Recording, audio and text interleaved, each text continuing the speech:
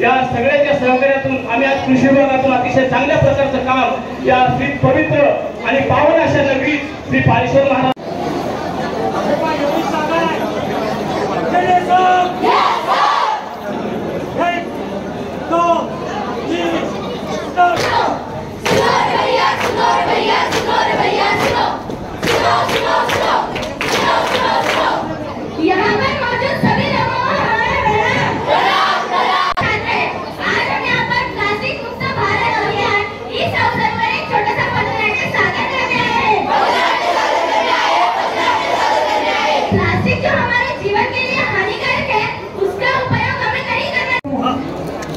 भैया सरक मागे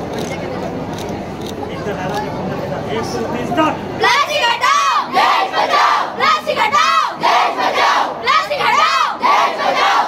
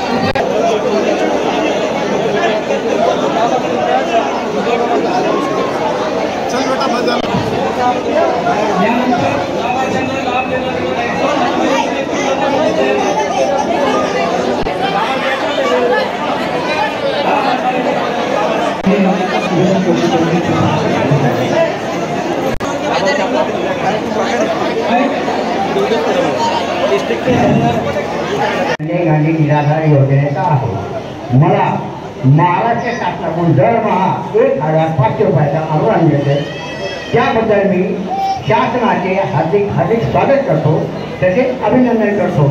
यापुढेही शासनाने अशा योजना राबवाव्यात आणि दिव्यांग लाभार्थ्यांना सहकार्य करावे हीच अपेक्षा। जय हिंद, जय महाराष्ट्र।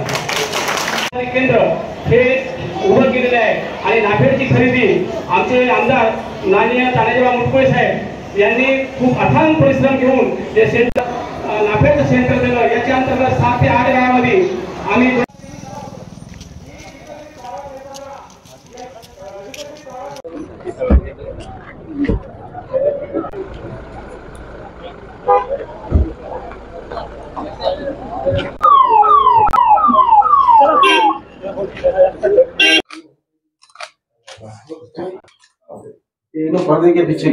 भूपेंद्र यादव जी केंद्रीय मंत्री पर्यावरण हे आज भारत संकल्प यात्रा, भारत विकसित संकल्प यात्रा या कार्यक्रमाच्या निमित्तानं ते या ठिकाणी आलेले आहेत। 3च शब्दामध्ये तुम्हाला याचा अर्थ मी तुम्हाला सांगतो की पूर्वी आपण भारत कधी विकसित भारताला कधीच कुणी म्हणत नव्हतं, पण आता आजपर्यंत भारत देश हा अविकसित देश म्हणून होता, परंतु आता विकसित आणि भारत हे नावही कुणी लावित नव्हतं। परंतु मोदीजी जेव्हा आले तेव्हापासून त्यांनी भारत हा शब्द त्या ठिकाणी या देशाच्या नावाच्या पुढे ऍड केला।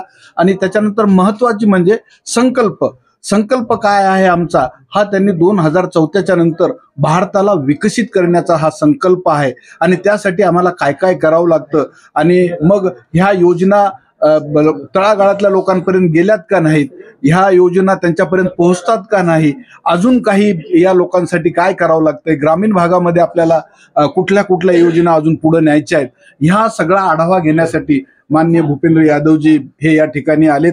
आणि मग त्या निमित्तानं प्रत्येक खातं जे आहे महाराष्ट्र शासनाचं हे त्यांनी त्यांच्या योजना या आजच्या या ठिकाणी आणल्यात. इथनं ते पुढं औंढ्याला जाणार आहेत, त्याच्यानंतर ते पुन्हा उद्याला शिलसुरा इथे कार्यक्रम होणार आहे आणि त्या कार्यक्रमाला ते तिथं ह्या योजनांच्या बाबतीमध्ये, जसं आता ग्रामीण भागामध्ये मुळात सगळ्यांचं स्वप्न असतं की घरकुल मिळालं पाहिजे.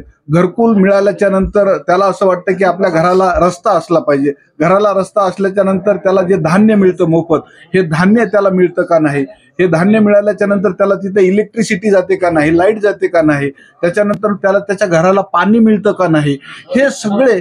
आणि मग ह्या सगळ्या गोष्टी झाल्याच्या नंतर त्याला रोजगार मिळतो का, त्याच्या शेतीसाठी त्याच्या काय काय अडचणी आहेत, त्याला पीक विमा मिळतो का नाही, त्याला योग्य भाव मिळतो का नाही, त्याच्या आरोग्याच्या त्या सुविधा ज्या आहेत ही एक सगळ्यात मोठी अडचण आहे, त्याच्या मुलाबाळांना शिक्षण मिळतं का नाही, हे सगळं या विकसित भारत कसा असावा ही संकल्पना घेऊन आमचा हा पक्ष भारतीय जनता पार्टी त्याच्यामध्ये उतरलेला आहे. धन्यवाद.